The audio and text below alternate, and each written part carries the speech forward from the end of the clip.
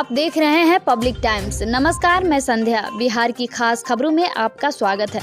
तो चलिए देरी न करते हुए जानते हैं बिहार की खास खबरों को। नगर निकायों में मकान बनाने के पहले अब लोगों को अलग से स्क्रूटनी शुल्क देना होगा। नक्शा बनाने के लिए नगर निकायों में आवेदन देने के समय ही 1000 से लेकर अधिकतम 10,000 तक शुल्क देना होगा। यह शुल्क भवनों के एरिया और ऊंचाई के हिसाब से 3 जोन में बांटकर निर्धारित किया गया है। कम जोखिम, मध्यम जोखिम व उच्च जोखिम के लिए न्यूनतम 1000 से अधिकतम 10,000 रुपये तक निर्धारित किया गया है। इस वर्गीकरण से निकायों को बिल्डिंग प्लान की फास्ट ट्रैकिंग के माध्यम से मंजूरी देने में आसानी होगी। साथ ही मध्यम तथा उच्च जोखिम वाले बिल्डिंगों को संरचनात्मक तथा सार्वजनिक सुरक्षा पैरामीटर के आधार पर समीक्षा के लिए अधिक समय मिल सकेगा। यूक्रेन में फंसे बिहार के 7 बच्चे रविवार को पटना पहुंचे। दिल्ली से 8:50 पर आई फ्लाइट से उतरे 7 बच्चों का स्वागत करने के लिए उप मुख्यमंत्री तारकिशोर प्रसाद, उद्योग मंत्री शाहनवाज हुसैन और सूचना एवं जनसंपर्क मंत्री संजय झा पटना एयरपोर्ट पर मौजूद थे। एयरपोर्ट परिसर में छात्रों को लाए जाने के दौरान डीएम और अन्य अधिकारी भी पहुंचे हैं। बिहार की धरती पर कदम रखते ही बच्चों के चेहरे पर घर आने की खुशी साफ देखी जा सकती थी। छात्रों ने बताया कि उन्हें वापस लौटने की बड़ी खुशी है। इसके लिए वह भारत सरकार और बिहार सरकार का धन्यवाद करते हैं। राज्य में पहली बार पक्षियों की गणना हो रही है। इसमें देशी पक्षियों के साथ साथ हर साल आने वाले विदेशी पक्षी भी शामिल है। इस गणना की रिपोर्ट अगले महीने आने की संभावना है। इसके बाद राज्य में अलग अलग प्रजाति के पक्षियों की संख्या की जानकारी मिल सकेगी। यह गणना वेटलैंड इंटरनेशनल संस्था के सहयोग से पर्यावरण, वन एवं जलवायु परिवर्तन विभाग करवा रहा है। इस संबंध में योजना बनाने के लिए बैठक जनवरी 2022 में शुरू हो गई थी। इसमें कई संस्थानों के पक्षी विशेषज्ञ जुड़े। इसके बाद ऑनलाइन प्रशिक्षण की व्यवस्था बनाकर कार्य योजना तैयार हो गई। बालू के बाद बिहार में अब शराब माफियाओं से सांठगांठ कर अकूत संपत्ति अर्जित करने वाले भ्रष्ट अफसरों के खिलाफ आर्थिक अपराध इकाई की टीम ने अपनी कार्रवाई तेज कर दी है। इसी कड़ी में रविवार को आर्थिक अपराध इकाई की टीम ने वैशाली के थाना अध्यक्ष संजय कुमार के 3 संस्थानों पर छापेमारी में थाना प्रभारी के पास से आय से करीब 70% अधिक संपत्ति का पता चला है। 2009 बैच के दरोगा संजय कुमार पर आरोप है कि उन्होंने अपने पदस्थापन के दौरान शराब माफियाओं से सांठगांठ कर शराब के धंधे को बढ़ावा दिया और इस धंधे पर नियंत्रण करने में नाकाम रहे।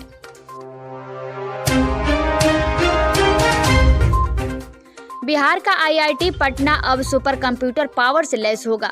देश के 9 संस्थानों में नेशनल सुपर कंप्यूटिंग मिशन के तहत इस सुपर कंप्यूटर को स्थापित करने की तैयारी है। विज्ञान और प्रौद्योगिकी मंत्रालय ने जिन 9 संस्थानों में इसे लगाने की सहमति दी है उनमें IIT Delhi, IIT Mumbai, IIT Madras, IIT Patna, inter university accelerator Delhi, CDAC Pune, SN Bose national centre for basic science, national centre for radio astrophysics Pune और एनआईसी दिल्ली शामिल है। पहले चरण में देश के 10 प्रीमियम संस्थानों में सुपर कंप्यूटर लगाए जा चुके हैं। दूसरे चरण में इस मिशन को लागू करने की जिम्मेदारी सीडेक पुणे और Indian institute of science Bengaluru को दी गई है। हाल में Indian institute of science Bengaluru में अब तक के सबसे शक्तिशाली सुपर कंप्यूटर परम परवेग को लगाया जा चुका है। इसकी गति 3.3 पेटाफ्लॉप होगी। 1 पेटाफ्लॉप प्रति सेकंड 1015 ऑपरेशन के बराबर होता है। यह पलक झपकते असंख्य गणनाएं करने में समर्थ होता है। यूक्रेन और रूस के बीच जंग जारी है। इस बीच वहां फंसे भारतीयों की वापसी का अभियान तेजी से चल रहा है। भारतीय दूतावास की मदद से यूक्रेन में रहने वाले लोगों को वापस लाया जा रहा है। इसके लिए विमान कंपनियां उड़ानें संचालित कर रही है। रविवार की सुबह यूक्रेन में फंसे बिहारी छात्रों को 2 दल अलग अलग विमान से पटना एयरपोर्ट पहुंचा। स्पाइस जेट की दिल्ली के विमान से 7 छात्र, जबकि मुंबई से एयर इंडिया की फ्लाइट से 5 बिहारी छात्र आए हैं। सभी छात्र भारतीय दूतावास की मदद से रोमानिया बॉर्डर पार कर पहले रोमानिया पहुंचे। चेरनोवित्सी से रोमानिया की दूरी 40 किलोमीटर है। 9वीं की वार्षिक परीक्षा शनिवार से शुरू हो गई। पहले दिन बीपीएससी परीक्षा होने के कारण 31 स्कूलों में परीक्षा सुबह 7 बजे शुरू हुई। वहीं दूसरी पाली की परीक्षा दोपहर 2 बजे के बाद ली गई। अन्य स्कूलों में परीक्षा पहले दिन शांतिपूर्ण रही। पहली बार OMR पर यह परीक्षा ली गई ताकि 9वीं कक्षा से ही छात्रों को OMR का अभ्यास हो सके। परीक्षा में राज्य भर से लगभग 14 लाख परीक्षार्थी शामिल हुए। पटना की बात करें तो लगभग 60,000 परीक्षार्थी इसमें शामिल हुए। पहले दिन विज्ञान और गणित विषय की परीक्षा ली गई। नेत्रहीन विद्यार्थियों से विज्ञान के बदले संगीत और गणित के बदले गृह विज्ञान की परीक्षा ली गई। आगे की परीक्षा 28 फरवरी, 2 और 3 मार्च को ली जाएगी। वहीं ऐच्छिक विषय की प्रायोगिक परीक्षा 4 मार्च को ली जाएगी। परीक्षा में जितने छात्र उपस्थित हो रहे हैं इसका डेटा लिया जा रहा है। बिहार में ईंट की कीमत बढ़ने के असर है। कोयले का दाम बढ़ने के मद्देनजर यह आशंका जताई जा रही है। भारत कोकिंग कोल लिमिटेड ने कोयले का सरफेस ट्रांसपोर्टेशन चार्ज 24 रुपये प्रति मीट्रिक टन बढ़ा दिया है। पहले यह 67 रुपये प्रति मीट्रिक टन था, अब बढ़ाकर 51 रुपये प्रति मीट्रिक टन कर दिया है। कोयले के सरफेस ट्रांसपोर्टेशन चार्ज में बढ़ोतरी से कोयला आधारित उद्योगों का उत्पादन लागत बढ़ सकता है। प्रदेश में ईंट भट्टे भी कोयला आधारित ही है। इस कारण उत्पादन लागत बढ़ने की स्थिति में ईंट के दाम बढ़ने की भी चिंता जताई जा रही है।